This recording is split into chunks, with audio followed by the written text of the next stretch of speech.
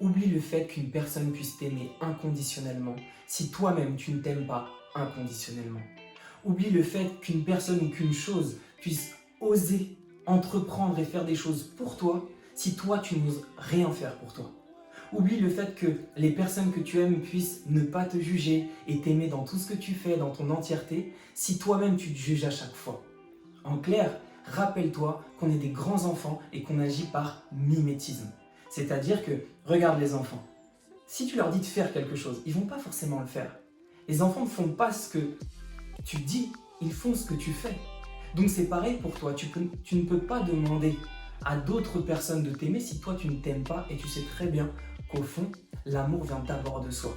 Et si on devait résumer un peu tout ça, ce serait simplement de dire que tu ne peux pas trouver une solution extérieure pour un problème intérieur. À chaque fois que tu fais ça, tu sais ce que tu fais? Tu es dans le faux, tu es dans l'irréel, donc tu vas aller vers la désillusion, vers la déception et vers la frustration et tu perds ton pouvoir. Alors reprenons notre pouvoir justement en répondant à cette fameuse question: comment s'aimer inconditionnellement? Parce que c'est vrai, à chaque fois qu'on pense quelque chose qui n'est pas dans la norme, qu'on ressent quelque chose qui n'est pas dans la norme, qu'on pense quelque chose de différent, de nouveau, qu'on ressent des choses différentes ou nouvelles, tout d'un coup, qu'est-ce qui se passe? On se juge. On met ce jugement-là, on met ce barreau-là devant notre cœur et on se sent limité à chaque fois qu'on se juge. Et dès que c'est pas dans la norme, on va dire que c'est mal. Et dès que c'est dans les normes, que c'est bien comme tout le monde pense, on va dire: ah, là c'est bien ce que je pense, là c'est bien ce que je dis, là c'est bien ce que j'ai fait. Et donc au final, tu es constamment en train d'osciller entre le bien et le mal par rapport à toi. Tu es constamment en train de te juger, de te dire: ah ça c'est bien, ça c'est mal, ça c'est bien, ça c'est mal. Mais à chaque fois que tu fais ça en fait, tu émets des conditions à ton amour, tu émets des jugements envers toi-même. Et c'est bien la différence, c'est bien la totale différence, c'est même l'inverse que de t'aimer sans condition, c'est-à-dire de manière inconditionnelle. Donc, encore une fois, le jugement enferme, comme ce qu'on a dit dans la dernière vidéo, mais l'amour libère. Et donc, si tu regardes bien, je me suis dit, mais comment on peut trouver la réponse à tout ça, la réponse à cette question? T'es bien beau là avec tout ce que tu es en train de dire, mais comment s'aimer inconditionnellement vraiment? Et je me suis dit, tu sais quoi, la réponse, viens avec moi, on va la chercher dans les océans. Pourquoi dans les océans? Parce que déjà j'adore la nature, mais surtout parce que les lois de la nature sont celles qui nous régissent. Et en plus de ça, parce que notre sang, il est fait à 78% d'eau. Et ça, tu le sais. Donc ça veut dire que si ton sang là, qui coule dans tes veines est fait à 78% d'eau, tu es une sorte d'océan en fait. Et si tu regardes bien à l'intérieur de toi, parfois tu es calme et agité. Parfois tu es en paix et parfois tu es en pleine tempête. Un peu comme l'océan, non? Regarde, l'océan, il est calme ou il est agité? Il est en paix ou il est en pleine tempête? Il est beau ou il est terrifiant?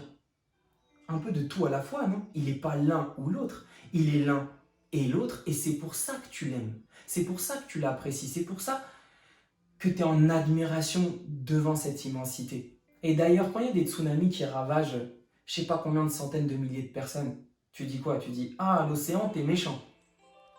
Ou quand tu as les pieds dans l'eau et que tu kiffes l'été comme ça, tu dis quoi? Ah, l'océan, t'es gentil là. Non, ça ne vient même pas à l'idée, ça ne vient même pas à la tête de juger les océans. Tu dis pas t'es bien ou t'es mal, non. Tu l'aimes pour ce qu'il est, encore une fois, dans son entièreté. Vraiment. Et donc toi, c'est pareil. Toi aussi, à l'intérieur de toi, des fois, t'es en calme et t'es en tempête. Et c'est d'ailleurs grâce aux tempêtes, dis la vérité, que t'apprécies le calme. Et ouais, c'est comme ça, tu es un tout, tu n'es pas l'un ou l'autre. Comme les océans, tu es l'un et l'autre. Bien sûr que parfois tu es en colère, bien sûr que parfois tu es triste, bien sûr que parfois tu as peur. Et alors? Bien sûr que parfois tu as envie de dire des choses ou tu as envie de penser des choses ou de faire des choses qui ne sont pas dans les normes. Et alors? Tu as le droit d'être ce que tu es.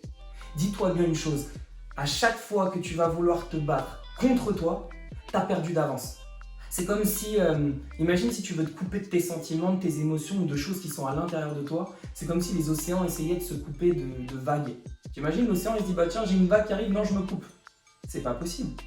C'est impossible de se couper de soi-même. Et si tu essayes de le faire, tu vas avoir mal. Hein.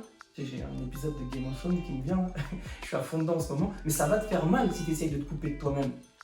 Donc, apprécie-toi dans ton entièreté, dans tout ce que tu es, et c'est ça qui est fondamental, c'est ça qui est important, ok? Apprécie-toi dans ton tout, dans tout ce que tu es. Et si maintenant tu y penses bien, tu te dis: mais Bah ouais, regarde. T'as déjà vu un marin passionné sur un lac? Franchement, t'as déjà vu un marin passionné sur un lac? Non. Le marin, qu'est-ce qu'il fait? Le marin passionné, il va au milieu de l'océan. Il va défier les vents, les marées, les tempêtes. Et c'est ça qu'il aime. C'est ça qu'il aime. Parce que quand il défie les océans, en fait, il est en train de défier quoi? Lui-même. Il est en train de défier son amour, sa volonté, ses capacités. C'est ça qui le fait vibrer. Ça, entre la vie et la mort, entre le bien et le mal, entre le vent et le calme. C'est tout ça qui le rend en fait vivant. Et c'est ça qu'il aime. C'est pour ça qu'il est capitaine de son navire. C'est pareil pour toi. Plus tu vas oser naviguer à l'intérieur de toi, plus tu vas oser aller à l'intérieur de tes tempêtes, plus tu vas oser embrasser qui tu es dans ton entièreté, avec tes forces et des faiblesses, ce que tu considères être bien ou mal, et plus tu vas arrêter de voir les choses comme bien ou mal, mais comme elles sont tout simplement. Et plus tu vas t'aimer. Et plus tu vas naviguer à l'intérieur de tes tempêtes, plus tu vas te mettre à maîtriser tes tempêtes, et plus tu vas te mettre en fait à être capitaine de ta vie, capitaine de ton navire. Et là, tu pourras aller vers le port qui fera de toi un être accompli. Alors aime-toi, embrasse-toi, prends les rênes, prends le mât là, prends les voiles, vas-y, fonce et sois le capitaine de ta vie. Merci. J'espère que cette vidéo t'a plu. Si c'est le cas, partage-la, abonne-toi à ta... On recommence. À ta chaîne YouTube, abonne-toi toi-même. J'espère que cette vidéo t'a plu. Si c'est le cas, partage-la, abonne-toi à la chaîne YouTube. Et j'ai juste envie de te dire une chose. Merci.